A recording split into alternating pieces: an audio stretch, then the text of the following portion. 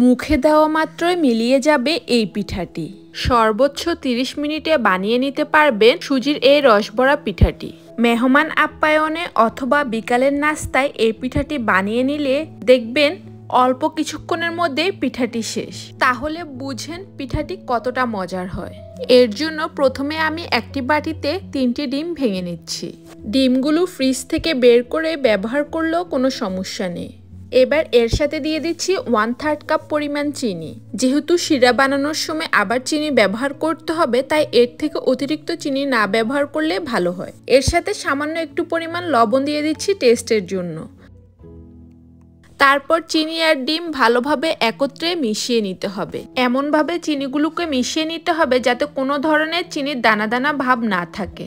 এবার আমি এর মধ্যে দিয়ে দিচ্ছি 1-2 ফোঁটা ভ্যানিলা এসেন্স। আপনারা চাইলে এলাচির গুঁড়ো ব্যবহার করতে পারেন যারা ডিমের গন্ধ পছন্দ করেন না, তবে না দিলেও কোনো সমস্যা নেই। এবার আমি দিয়ে দিচ্ছি সুজি। কি পরিমাণ সুজি ব্যবহার করছি সেটা একটু পরে বলছি। আমি এখানে 1 কাপ সুজি থেকে প্রথমে 1/2 কাপ পরিমাণ সুজি ডিমের সাথে মিশিয়ে নিচ্ছি।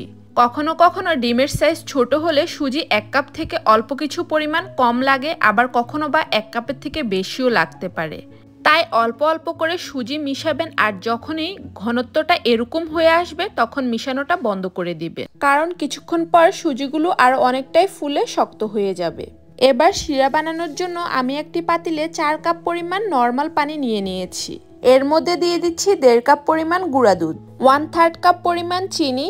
তবে কেউ অতিরিক্ত মিষ্টি পছন্দ করলে চিনির পরিমাণটা বাড়িয়ে দিতে পারেন, আবার কমিয়েও দিতে পারেন। আপনারা আপনাদের টেস্ট অনুযায়ী ব্যবহার করে নেবেন। ঘ্রাণের জন্য দিয়ে দিচ্ছি 3-4টি এলাচি। তারপর দিয়ে দিচ্ছি 1 চিমটি পরিমাণ লবণ। আপনারা না চাইলে স্কিপ করতে পারেন। তারপর সবকিছুকে ভালোভাবে একত্রে মিশিয়ে নিয়ে চুলার আঁচটা অন করে দিতে হবে। তবে আপনারা পানি আর পাউডার দুধের পরিবর্তে 1.5 কেজি পরিমাণ লিকুইড দুধ জাল করে 1 কেজি করে সেম প্রসেসটি ফলো করতে পারেন। এক্ষেত্রে আমি যেহেতু পাউডার দুধের পরিমাণটা বেশি দিয়েছি, তাই অনেকক্ষণ ধরে জাল দিয়ে ঘন করার কোনো দরকার নেই। দুধের মধ্যে বলক উঠে আসলে আরও 5-6 মিনিট ধরে জাল করে নিলে যথেষ্ট। ভালোভাবে নেড়েচেড়ে দুধটাকে 5-6 মিনিট ধরে জাল করে নিয়ে চুলার পাশে রেখে দিব। আর অবশ্যই ঢাকনা দিয়ে রাখতে হবে যাতে দুধটা গরম থাকে। দুধের শিরাটা বানানো মাত্রই সাথে সাথে আমি একটি ফ্রাই প্যান বসিয়ে দিয়েছি পিঠা ভাজার জন্য, আর ফ্রাই প্যানে দিয়ে দিয়েছি 3 কাপ পরিমাণ তেল।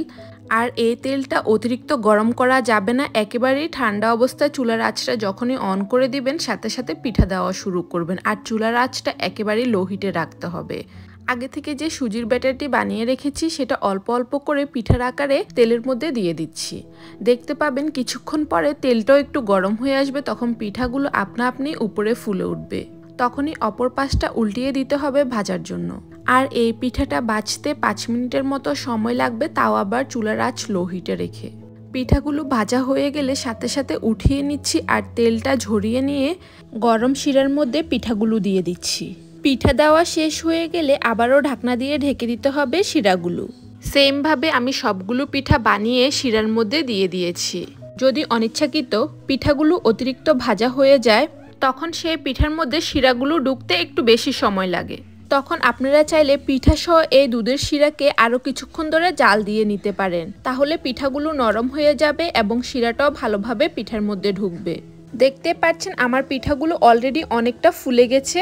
আমি আরও আধা ঘন্টা অপেক্ষা করব পিঠাগুলো ভালোভাবে রসটা টেনে নেওয়ার জন্য।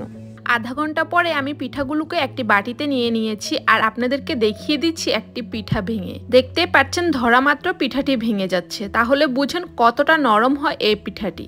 মুখে দেওয়া মাত্রই মিলিয়ে যাবে।